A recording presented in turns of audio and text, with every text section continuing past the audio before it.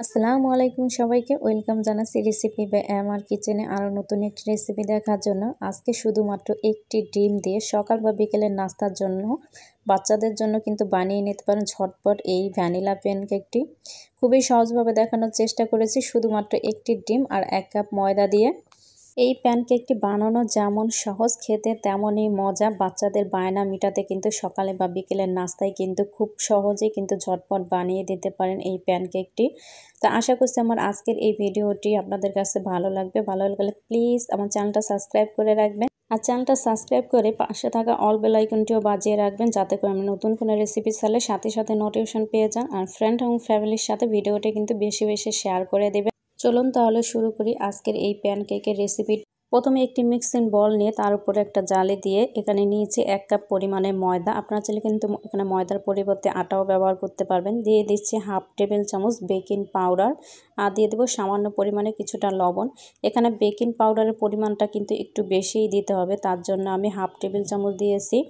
এবার সব কিছু ভালোভাবে একসঙ্গে একটু চেলে নিয়েছি, দেখতে পাচ্ছেন। আর চেষ্টা করেন ভালো মানের বেকিং পাউডারটা ব্যবহার করার জন্য।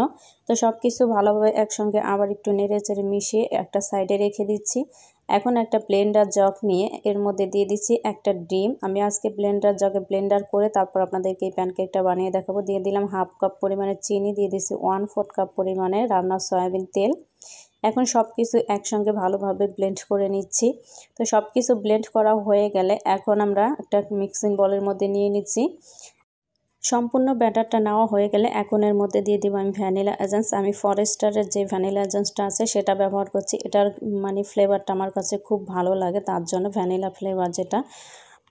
তো 1 চা চামচ আমি ভ্যানিলা এসেন্স দিয়ে দিলাম। এখন সব কিছু একসঙ্গে ভালোভাবে একটু মিশিয়ে নিচ্ছি একটা হ্যান্ড উইস্কের সাহায্যে। তো মেশানো হয়ে গেলে এখন এর মধ্যে দিয়েছি আমি হাফ কাপ পরিমাণের লিকুইড দুধ। তো দুধটা দিয়েও ভালোভাবে সব কিছু একসঙ্গে আবার মিশিয়ে নিচ্ছি। তো এটা মেশানো হয়ে গেলে যে আগে থাকতে যে চেলে রেখেছিলাম আমি শুকনো উপকরণগুলো, তো সেটা আমি এর মধ্যে দিয়ে দিচ্ছি। তো আমি একসাথে সবগুলো না দিয়ে কিছুটা দিয়ে মিশিয়ে তারপরে আমি বাকিটা দিব।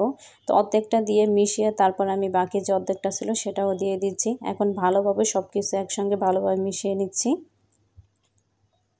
তো এটা মেশানো হয়ে গেলে আমার কাছে মনে হয়েছিল যে আর একটু ময়দা লাগবে, তো আমি আরও 2 টেবিল চামচ পরিমাণে এখানে ময়দা ব্যবহার করেছি। এখন সব কিছু ভালোভাবে আবার মিশিয়ে নিচ্ছি। তো এটা মেশানো হয়ে গেছে।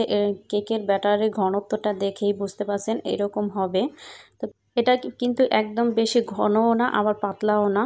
তো এখন আমরা এটাকে ভাজতে চলে যাব। তো আমি একটা 1/4 কাপের মেজারমেন্ট কাপ নিয়ে এটার মধ্যে কিছুটা ব্যাটার নিয়ে আমি চুলায় একটা প্যান বসিয়ে গরম করে নিয়েছিলাম। আর প্যানটা কিন্তু বেশি অতিরিক্ত গরম করে ফেলা যাবে না, হালকা গরম হয়ে গেলে কিন্তু আমি এই প্যানকেকগুলো দিয়ে দিচ্ছি।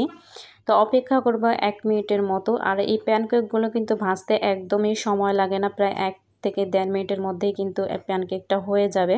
তো ঢাকনা দিয়েও কিন্তু ঢাকার প্রয়োজন নেই। দেখেন প্যানকেকটা কিন্তু হয়ে গেছে, ছিদ্র ছিদ্র হয়ে এসেছে, তার মানে প্যানকেকটা হয়ে গেছে। আর এই পাশটা দেখুন কতটা মসৃণ হয়েছে। তো প্যানকেকটা কিন্তু একদম পারফেক্ট হয়েছে। আর এখানে কিন্তু চুলার আঁচটা অবশ্যই মিডিয়াম টু লো এর মাঝামাঝি রেখে তারপরে এই প্যানকেকগুলো ভাজতে হবে, না হলে দেখা যাবে কিন্তু নিচ দিয়ে পুড়ে যেতে পারে। অল্প আঁচে যখন আপনি এই প্যানকেকগুলো ভাজবেন দেখবেন নিচটাও কিন্তু অনেকটা মসৃণ হবে একদম প্যানকেকগুলো। তো আমার সবগুলো প্যানকেক ভাজা হয়ে গেছে, দেখেন মাশাআল্লাহ করে কত সুন্দর হয়েছে প্যানকেকগুলো, অনেক সফট আর অনেক ইয়ামি হয়েছিল খেতে। তো আপনাদেরকে আমি একটি ছিঁড়ে দেখাচ্ছি আসলে কতটা সফট হয়েছে। দেখুন একদম ধরার আগেই ছিঁড়ে যাচ্ছে, অনেকটা সফট এবং মসৃণ হয়েছে। আসলে এই কেকটা বানানো কিন্তু অনেক সহজ, এর চাইতে সহজ রেসিপি আমার মনে হয় না।